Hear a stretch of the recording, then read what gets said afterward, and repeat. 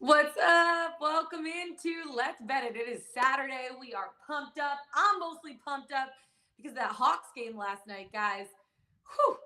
The energy in that building is wild. Welcome on into Let's Bet It. Lord Bar here with Mark Zinno, Alex Glaze.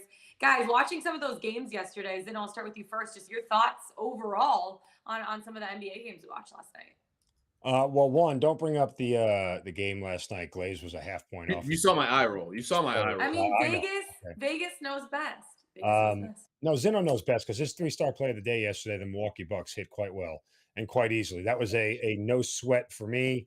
So I was very happy that came in. Finally, the real Milwaukee Bucks showed up. The real Chicago Bulls showed up, and it was a laugher from the get-go in Chicago last night. So I was happy about that. And boy, the Suns may be in trouble, man. I mean, Chris Paul bails them out again, but Devin Booker Bails out him the next out. 2 to 3 That's your weeks. bails him out. Is your takeaway from that? Well, he had 19 points again. Is it Chris Paul's job to have 19 points? But that's listen. That's what he has to do. He has to carry the load right now. Like Booker's out. Ayton played really well coming out the gate. They need guys to step up. Chris Paul's got to step up. Been there, done that. He knows what he's got to do. I mean, come on. That's such a you take. That's such a you take to say bails out. I love being on shows with you guys because you guys just go at it and I just kind of sit back and let you guys take care of business. We got a lot to talk about. Mr. Half Point. I don't want to hear from you. It's a little early on my end. to be fair though, Jackson Hayes did the Suns more of a favor than Chris Paul did yesterday by getting himself ejected in that game because that definitely turned the game on its head. That was a big deal. We're going to get into that a lot more with our NBA Morning Radar segment, going over some of the games from yesterday. There's 4 games on the card tonight. We'll break those down, talk about our best bets. We also have Better Up, getting a little NRFI, YRFI action in here today and talking about some of our bets for the MLB slate. Then we have NHL Ice Picks, only about 10 days left in the regular season for them before postseason starts right at the beginning of May. And then we can't end without our Pickswise 3-star play of the day and our best bets of the day. So without further ado, my friends, let's get into it. Let's bet it with Better Up. YRFI, NRFI. Okay, so yesterday, YRFIs went 4 and 10. We only have one YRFI, NRFI on the board today, and that is my friend Zinno. Who do you have for your NRFI of the day? I went here yesterday, and it didn't work out. I'm going to go back to the well with Atlanta and Miami here and take an under at minus 108. Ian Anderson on the bump for the Braves. Much better home splits than road.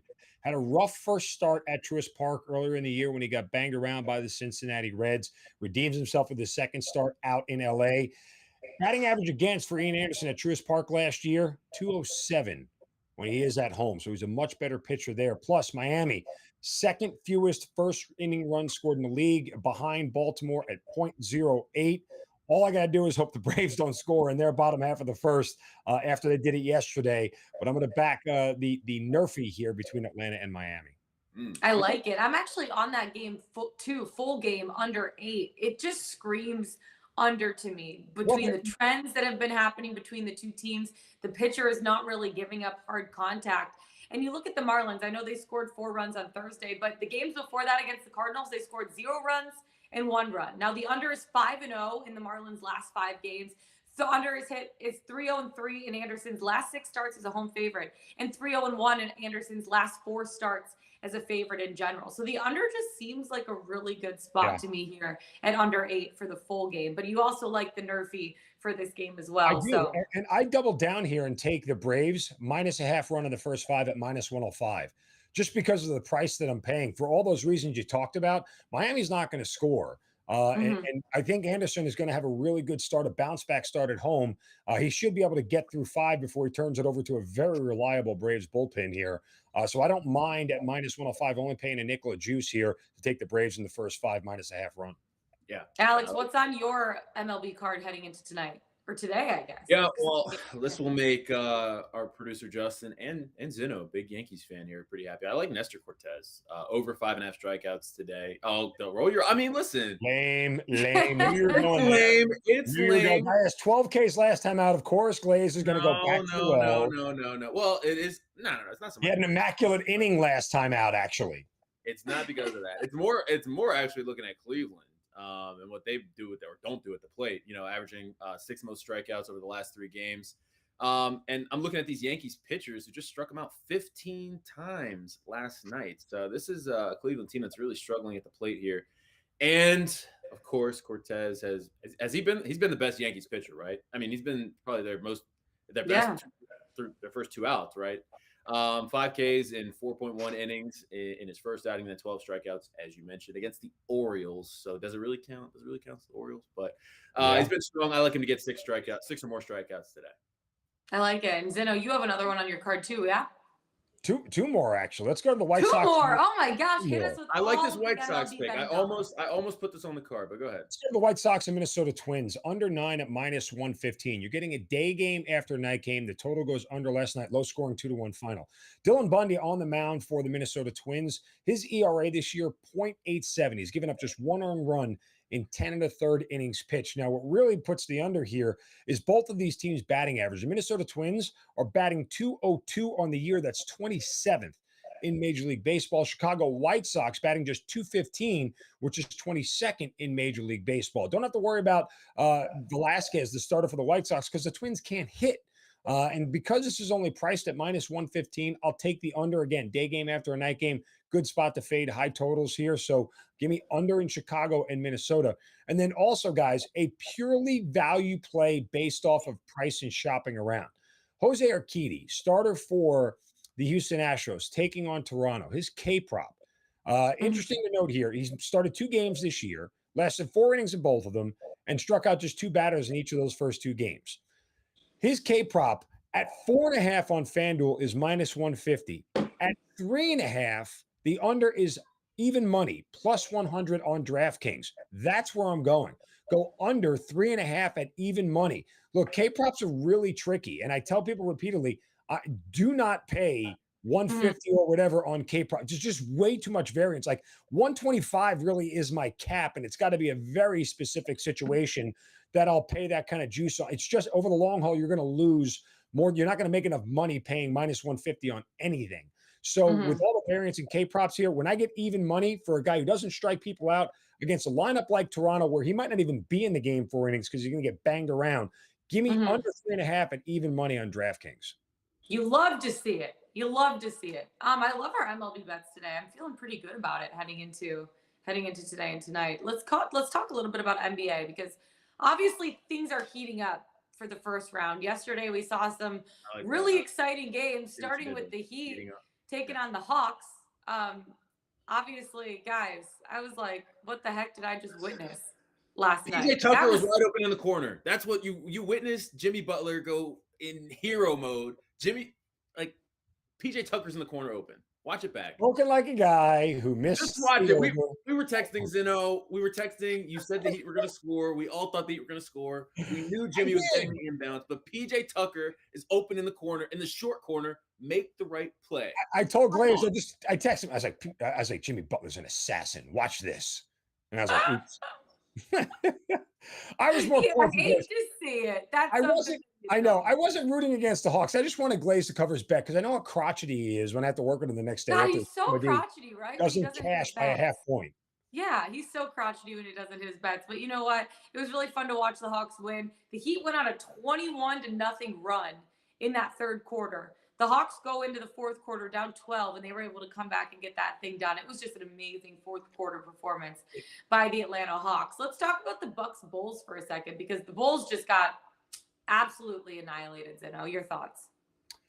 That's the real series we thought we would see. Look, Milwaukee was the heaviest favorite to win in first round. More than both 1 seeds over 8 seeds. Milwaukee was the heaviest favorite because this was a Chicago team that was falling apart, limping through the end of the regular season. Their defense was bad. Milwaukee's offense was on fire. And this is the kind of game you thought you'd see throughout this series. And oh, by the way, we kind of forget in game 1 how Chicago only scored 93 points. Like, that's how good Milwaukee's defense can be against this team. It took 41 points from DeMar DeRozan and a bad shooting night from Milwaukee for them to steal game 2. My guess is Milwaukee ends up winning the next 2 and buries this thing in a gentleman's sweep. They're just that much better than Chicago's. But that's the kind of series we thought we'd see. Yeah, Glaze, when you look at the Suns taking on the Pelicans, I mean, CJ McCollum absolutely went off. Brandon Ingram absolutely went off. I mean, I know they're down in the series now, but do they have a chance to really, keep this thing close and maybe take it to 7 games? No, this one's done. This one's done. You I think, think?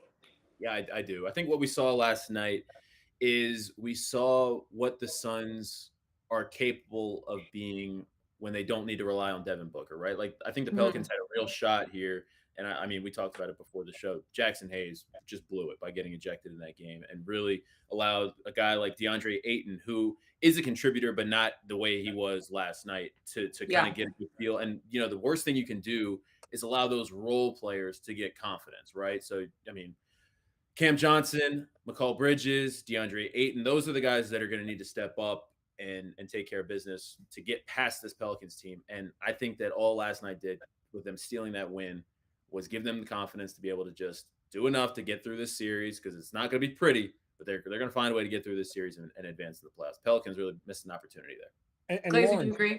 to your point about the offense of the Pelicans, and Glaze and I talked about this yesterday on Let's Bet It. Like, I will take overs on a lot of the offensive stats in this series Mhm. because the Pelicans are going to continue to push the pace and force this thing. A lot of unders have been coming in, not with the Pelicans. They are one of the teams that's gone over in 2 of their first 3 games here, and because they can score, the pace is going to be so much faster. And that's really kind of where I worry a little bit, Glaze, Yeah. about Phoenix. Not that they can't play the pace, but without Booker, can they make enough shots? Like, he's just a quality shot maker for them. And to me, it's probably going to be a little bit more of a sweat than I think you're giving it credit for. But we'll see how it plays out. But I certainly think that overs and player props going over will be the What thing I'm to saying do. is they took one on the road, right? But then you're looking. I'm looking at the box score right now. Cam Johnson 2 for 5 from 3. If they're in Phoenix, Cam Johnson has a much better shooting night. McCall Mhm. Bridges off night for him last night, but still ended up with 7. Well, not an off. Well, 4 for 9, Yeah. but 17 points for him. Ayton with 28. I think he had 13 in like the first half of the first quarter. Yeah, Like he was those are the huge. guys that they're going to need to step up here.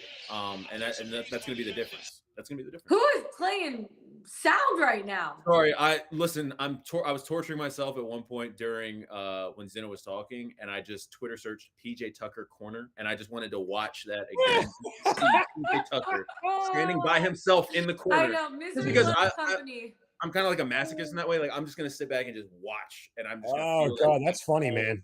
That That's is actually funny. hilarious. That's actually hilarious. Seriously. Sorry about that. Sorry about that, Glaze. I'm really happy the Hawks won though, because that means we get Game 5 in Miami. I know you're very happy about. I will say this much. You know what my favorite thing about watching the Hawks on Bally is that every time they go to Nate McMillan with his arms folded like this, sitting right over his shoulder is Lauren just staring down at her notes and checking. I'm a hard worker during games. Let me tell ya. Let me tell ya. I always want to take a Next picture of it time and Zeno, send I'll it give to you a you. little wave. Speaking of Nate Okay. McMillan, I saw a funny tweet. Somebody pointed out. Have you guys noticed that Nate McMillan looks a lot like Corey Gamble, Kris Jenner's boyfriend? Really? I mean, look it up for yourself. I mean, when it was pointed out to me, I was like, huh. This is good to know. That's Good facts to know, guys. Good facts to know for the show. You love it. Okay, let's get into some Red Hot Chili Peppers because there's 4 games on the slate tonight. Obviously, one of these series could be done after today. Other ones teams could be pulling away. So we'll start with Red Hot Chili Peppers, then we'll get into some of our bets because I know we all have quite a few today. So I'll start with you, Zeno. Over under 20 points for our boy James Harden. What do you think? I mean, look, it's an interesting situation with the thumb injury for Joel Embiid and how effective he's going to be. Now, it was bothering him all throughout Game 3. It didn't seem to bother him in the stat sheet and the box score. That's for darn sure. Mhm. So from that standpoint, I would like to think that maybe James Harden would take on a bigger scoring role, given the fact that Embiid might not be 100%. But Embiid, by all accounts, is supposed to play in this game, and if he's good enough to play, then why shouldn't he? Why should anything change? James Harden has kind of turned into a true point guard in this series. What he's really kind of relegated into that role, or at least embraced it. I would lean under. Now, if Embiid doesn't play for whatever reason, it would change it for me, but I would lean under. Glaze, what do you think? So I think that a lot of my reasoning for this is like looking at like the total for the Grizzlies Timberwolves game the other day when it was 240. Like, just on principle, you have to go under, right? Just Mhm. you're not going that high. I look at 20 points for James Harden, and on principle, I just have to go over, right? He hasn't. I know. Listen, it's over a pass for me. I mean, I'm probably going to pass for sure, but I just think he hasn't looked the same in this series. He's not shooting it the same, but like you said, Zeno, this Embiid injury is kind of like, it kind of makes you question some things. But I just think 20 points for asking James Harden to score 20 points, he can give you 20 points. That's average. That's average. Yeah. So it's asking a lot. I think that, what do we usually see for him during the season? 25, 25 and a half?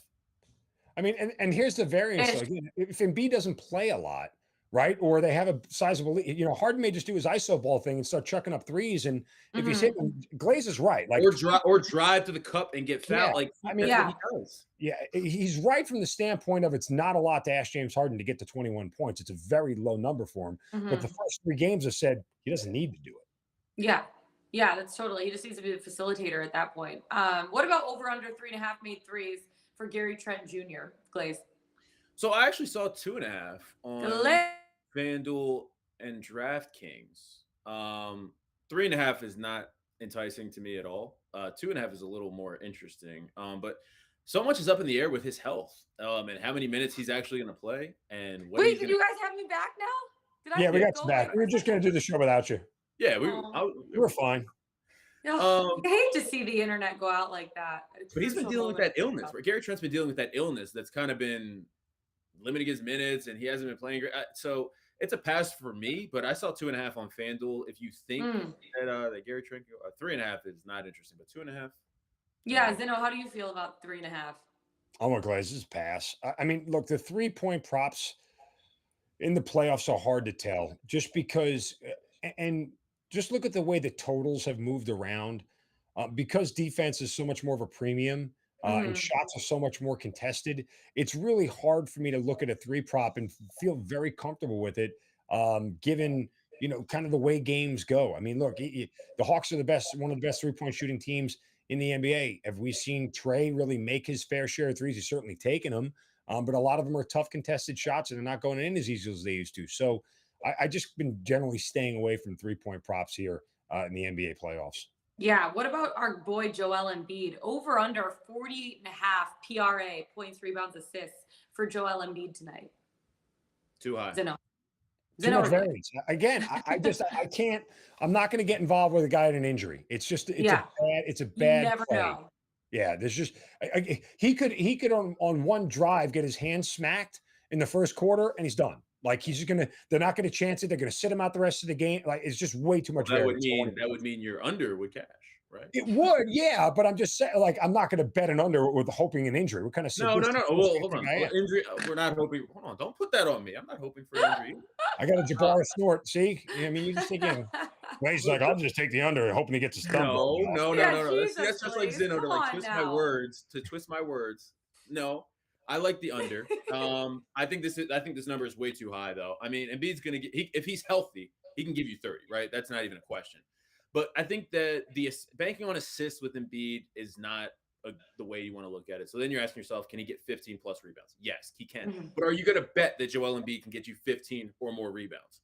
You're probably not. You're not going to make that bet, right, Zeno? You're just going to bet that it's high by the opponent. You're smarter than that. So 48.5 is way too high for me. It's under or pass.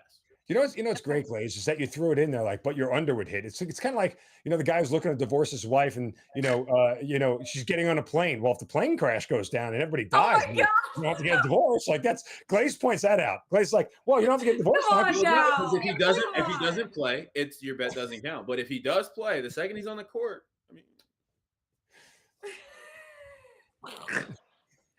Glaze. Zeno, I can't deal with you guys today. Okay. What about over under 14.5 points for Marcus Smart for the Celtics? Zeno. Oh, God, yeah. Like, that's one guy who has been making threes, right? I know. It's the guy. I mean, I'll defer to Glaze on this. I'll say this much. I'm backing the dog in this series in every single game. So I'm saying that blindly and outright because just taking the points and what I feel is going to be a one possession game in every single game. But Marcus Smart's a kind of like, that's the difference in the game. If Marcus Smart is making, scoring 15 points, Boston becomes like a different level of an offense. So It's hard to figure out. He's the one guy who has been making threes. I'll defer to Glaze on this one. Yeah, I'm Yeah, going with the Glaze. over. I'm going with the over. A bad shooting night for him in game 2. 1 for 6 from 3. I think this is a bounce back spot for him. 15 points for a guy averaging 13 field goal attempts and almost 8 3 attempts in this series. Just seems like a low hanging fruit today for me. So I like the over. You gotta love the low hanging fruit, I might tell you on that. Marcus Smart over 14.5. What about Kevin Durant? Over under 2.5 made threes, and I know you guys are staying away from the three props. Oh, I'm not. What do you think I'm about not. I'm not scared of three Oh, props. sorry, Zeno is staying away. Yeah. Clarification: Zeno is staying away from the three props. Look, Zeno, what do you if feel you're about scared, KD go hitting to over church. 2.5? But I'm going with the under here for KD. And you wonder why people don't like you, Glaze. You wonder why they chirp at you. You have the nerve to ask, why do people in the chat chirp at me? Hey, if you're scared, go to church. That's all I gotta say. Okay. But Right. Kevin Durant, oh my God, under 2.5 threes. He's only hit this three or more threes twice this month, and the volume just isn't there for me to be able to back KD in the spot. A little bit of math here. He's a 38% free throw 38% 3-point shooter, right, in the regular season. So the math tells me that we need 9 3 attempts to get 3 threes for KD mathematically, right? In theory. He's only attempted that many threes 5 times since returning from injury back in early March. So the volume's just not there for me to back KD here. And like you said, the defense turns up in the playoffs, and Boston plays really strong defense. I mean, Boston has one of the top defenses. And they've been playing KD. They've been playing KD incredibly tough.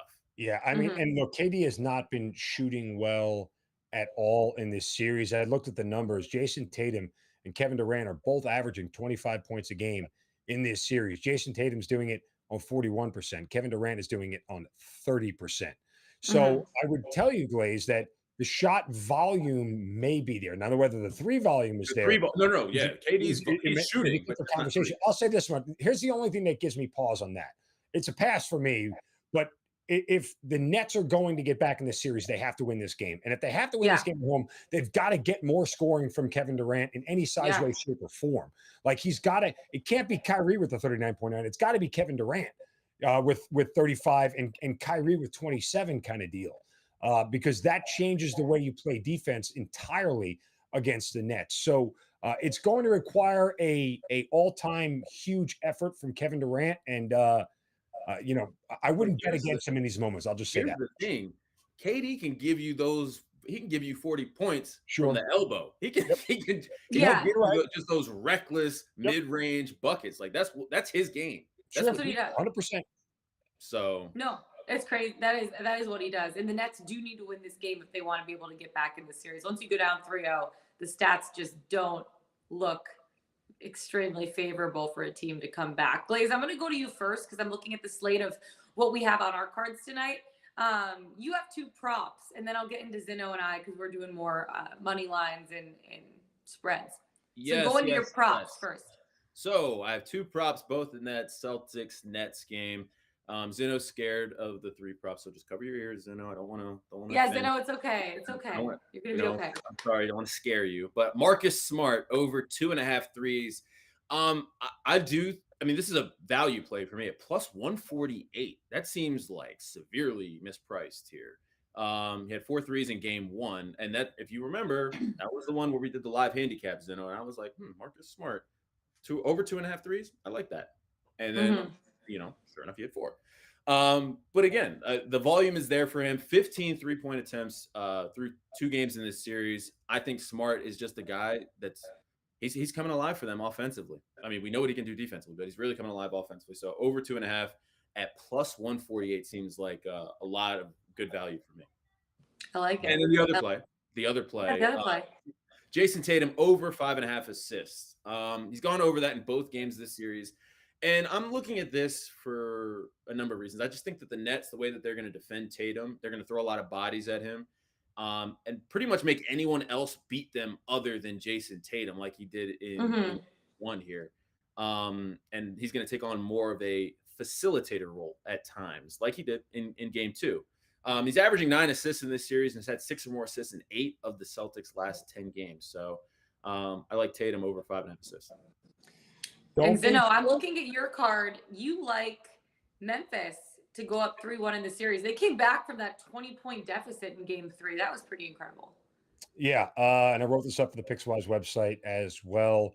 Going to back the Grizzlies here. Momentum is on their side when it comes to a huge win like that.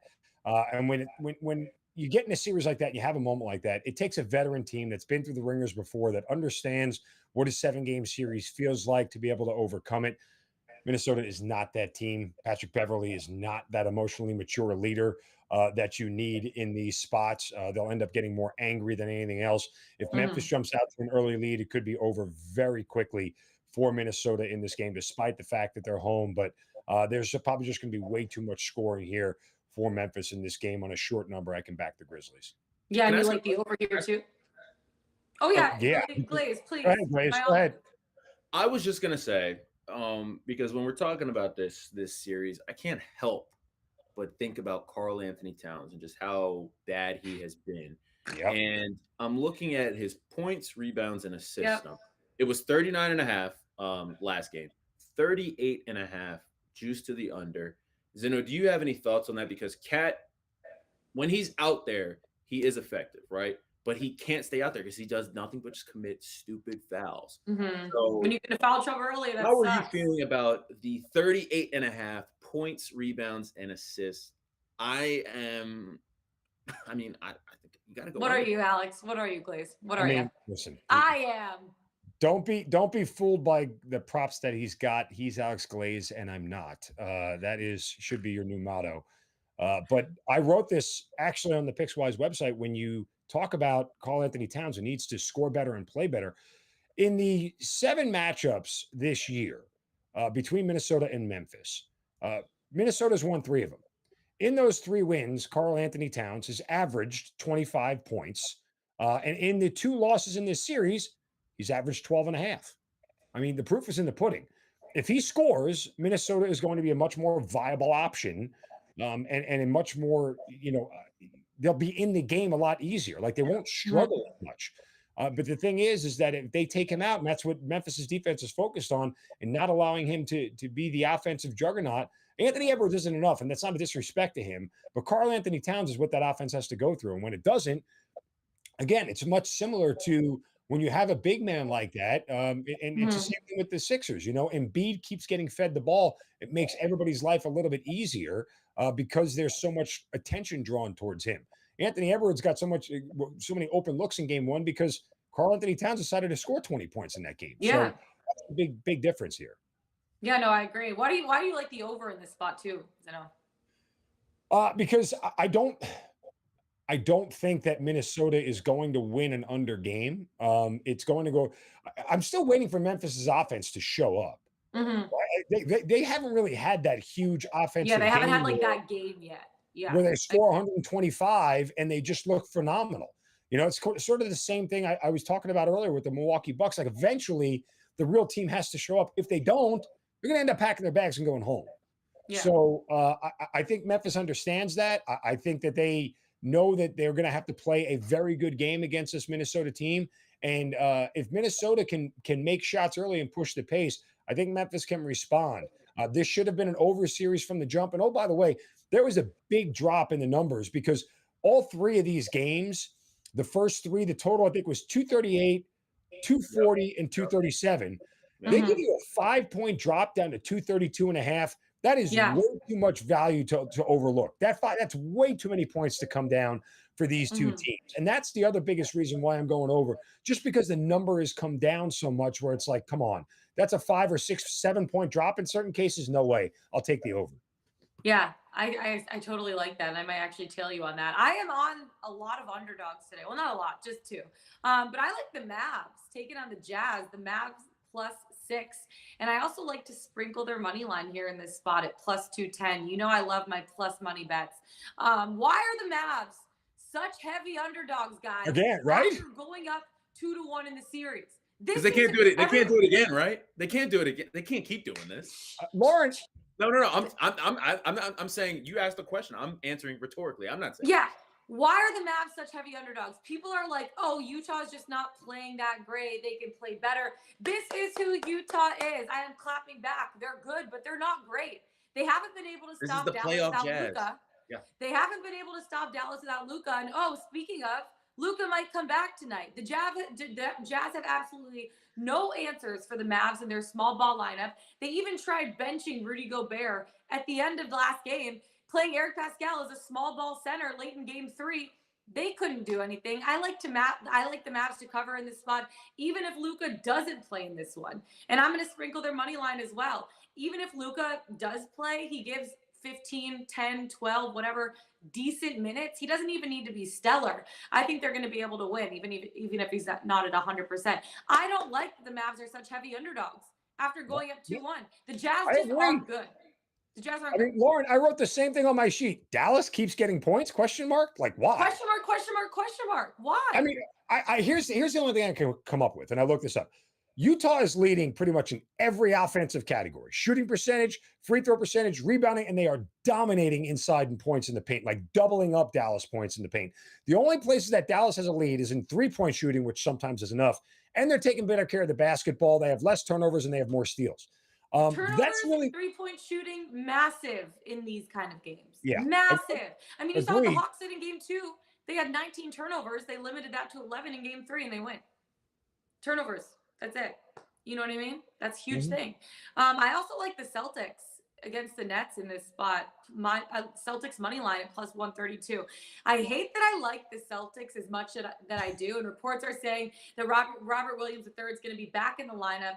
Probably limited minutes for them, but I still like him being back in because that's going to be huge for just their defense on the inside, rebounding. Al Horford does a good job, but 1, he's a little undersized, and 2, he's just a little bit older. No offense to Al Horford. He's still a great player. But Boston just has the momentum as well. I mean, game 1, they have that buzzer beater. Game 2, they come back from a deficit to cover. The Celtics players, for me, trust each other more. They're a more cohesive team. They're tough. They're gritty. They find ways to get loose balls. They rebound. They have a ton of offensive rebounds. That is playoff basketball to a T. Tatum and Brown never shy away from those big moments. Boston is the better team. Nets have the better individual players, but for me, Boston is the better team, and I like them taking their money line tonight at plus 132. How do you guys feel about that? I like all that. the pressure is on Brooklyn. I mean, and as I said, I'm going to take blindly. I'm going to take the dog in every single game in this series. I don't see a reason not to, because they're that evenly matched. But again, all the pressure right here is on Brooklyn, Kevin Durant, and Kyrie Irving. So I'm 100% with you, Lauren. Back. Agree with both of you. Zeno, how does it make you feel that Lauren called 35 old? Everybody has a right to their opinion. I'm sorry.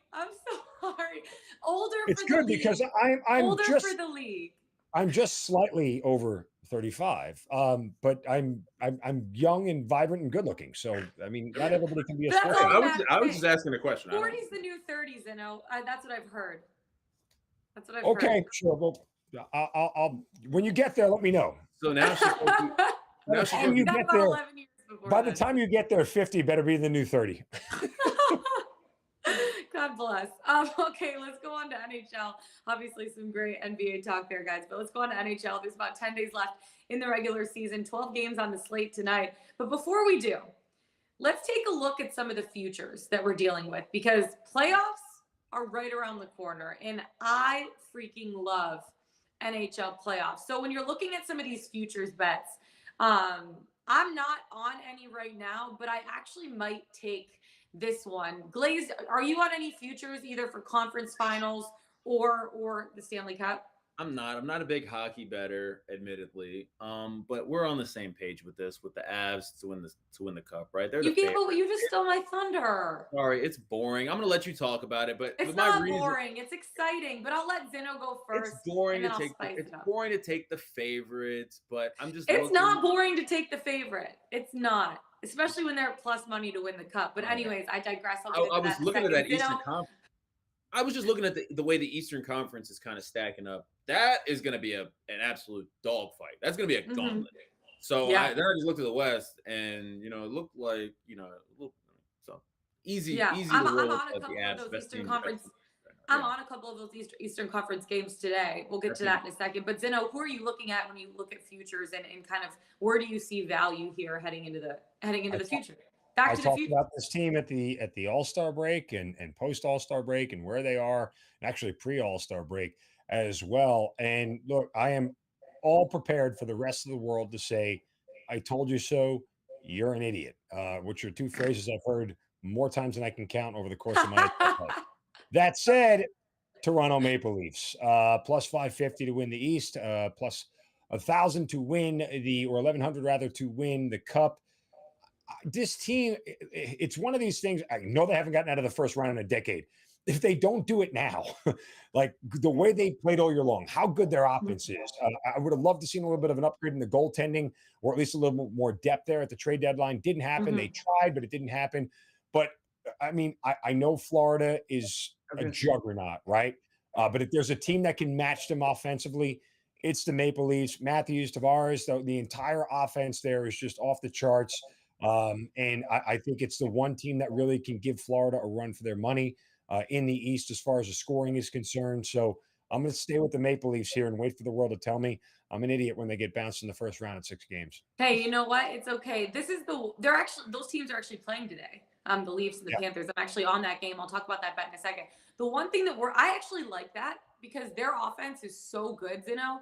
The one thing that worries me, Jack Campbell between the pipes. He hasn't been great. He ranks 29th right now out of all starting goaltenders in 5-on-5 goals saved above expected. So that's the one thing that makes me a little hesitant because goaltending does get you far in postseason, especially with the amount of games that you're playing and the short time span that you're playing those games in. But their offense, I'm not saying offenses can carry a team through the playoffs, but the goaltenders are what make that little extra difference. So that's the one thing that worries me is Jack Campbell. But who knows? He could get hot. I mean, crazier things have happened before. Yeah. For me, I look at a team like the Colorado Avalanche. I'm a homer. You can say it. It's fine. To win the Stanley Cup, you can still get them at plus 350. I love this value. You look at their defense. Phenomenal. Offensively, they're one of the top scoring teams in the league. Lines 1 through 4. Chef's kiss. They can challenge you on any single line. I would take their 4th line against some other team's top lines in the league. The Avs just have it all figured out. Joe Sakic knew what he was doing. He added more depth at the trade deadline. This Avs team is the real deal. They've been the real deal the last 3 years. Obviously, they got bounced in the second round in the last 3 years. This is their year to make it past that. This is their year. They're top of the league for a reason. They're phenomenal offensively for a reason. Goaltending, they're great. I mean, there's just no weak spot of this Avs team. It's just, can they get going at the right time? And can they make it happen? They have the most wins ever in franchise history this season. The most points ever in franchise history this season. This is their year, guys. It's their year. The year. This is the year. We've been saying that the last 3 years, but this is the year. Let's get into some of the games today. Zeno, Glaze, I don't see any picks on your slate, so I can go through mine if you want. Well, there was. I mean, we're looking at this Leafs Panthers game, and I'm on FanDuel right now, and I was looking at the total because it was one of those weird 7 games, right, for the total. But I'm taking the total, baby. I am. But hold on, did you lock it in yet? Because I'm looking at FanDuel, and now it is 7.5, which is 7.5. I locked it in at 7.5. I think it's gonna happen. Plus 115. I like getting plus money on it. It's 2 heavyweights going head to head. There's been 7 or more total goals scored in the first 2 games this season. Toronto offense, red hot right now. They scored an average of 4.79 goals per game over their last 14 games. And Jack Campbell between the pipes, like I was saying, hasn't been great. He's been allowing quite a few goals as well. Now, the Panthers have seen 7 or more total goals scored in 11 of their last 15 games, guys. They're averaging 4.73 goals over their last 15 games. So let me just do this math for a second.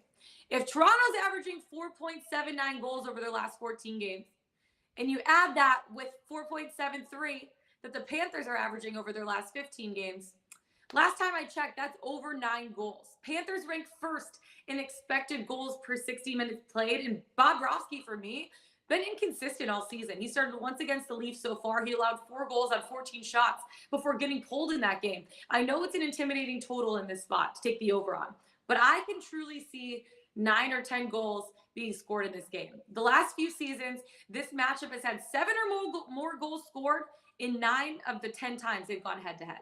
So 7.5, it seems high. but you get it one at plus money. And with how both of these offenses have been playing and how both of these goaltenders have been playing, for me, I think it's easy money. I really do. I really do. But it's intimidating. I can tell. But at the same time, I think it's a good spot. It really is. Is that too much for you guys? No, No, that was well executed. I did the Thanks, math. guys. I did the math. Thanks. I appreciate that. I really I mean, do. look, I had a couple of leans on first period overs and first period unders. First period under between the Rangers and Bruins, but just wasn't enough there for me to pull the trigger. First period over between Ottawa and Montreal, just based on some of Ottawa, wanting positioning, right? With 99 points, they still need to win a couple of games to try to maybe even get into the top four and secure some home ice advantage kind of deal. And Montreal's goaltending is just awful, but prices just weren't where I wanted them to be. And sometimes, discretion being the better part of valor, discipline being the better part of losing money. Yeah. Another total that I'm on today, you guys might think I'm crazy. I'm taking the over and high totals and the under and low totals, but they're low and high for a reason. So I'm looking at the Rangers Bruins game. Their total right now is too as well. Yeah. Yeah. Their total right now is set at 5.5, and I like the under for this one. Shesterkin in net for the Rangers. Enough said. I don't see the Bruins scoring more than 2 goals past him. The offense is average for the Rangers, and I just think there's value in the under with how Swayman's been playing too. The Rangers struggle offensively, and Swayman has a .916 save percentage on the season. Shesterkin is only allowing 2.45 goals per game. That's second best in the league, and he has a .936 save percentage, which is pretty incredible. He hasn't allowed a goal in 2 consecutive starts. So I really like the under in this spot, under 5.5 between the Rangers and the Bruins. So over Leafs Panthers, over 7.5 and plus 115. You're getting great value, and under 5.5 in the Rangers Bruins game. My best bet of the day is also this Rangers Bruins game. But before we get into our best bets, guys, Glaze, I'll go to you. Pickswise.com. Who do we have for our 3-star play of the day? Hit me with it. Yes. Our friend Mark Lammy has Lammy. Yes. The Dallas Stars to win as a 3-star play tonight against the Seattle Kraken. I like it. Kraken ain't great. We got a UFC. Kraken. Listen, we got a lot on the site. We got a MLS play, a golf play, UFC. We got it's fight night. Love that.